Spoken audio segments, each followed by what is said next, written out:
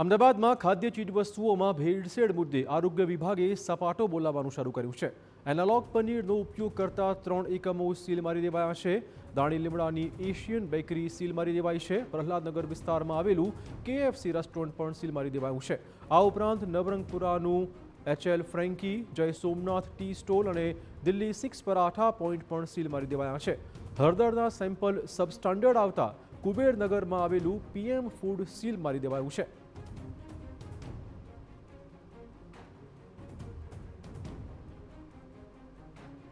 તે અંતર્ગત જે અગાઉ સેમ્પલ લેવામાં આવેલા હતા તે પૈકી 3 યુનિટોમાં એનાલોગનો ઉપયોગ થતો હોવાનું જણાયેલ અને સેમ્પલના રિઝલ્ટ આવતા 3 યુનિટોને સીલ કરવામાં આવ્યા છે। વધુમાં અગાઉના દિવસોમાં હળદર પાવડરનો એક સેમ્પલ લેવામાં આવેલું હતું પશ્ચિમ વિસ્તારમાંથી અને જે રિટેલર યુનિટમાંથી લેવામાં આવેલું હતું વટવા વોર્ડમાંથી।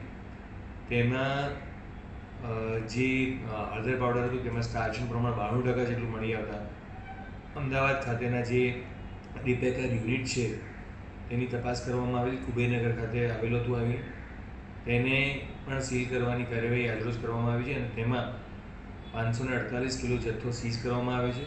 અંદાજિત 2,77,000 રૂપિયાનો જથ્થો સ્થગિત કરેલ છે।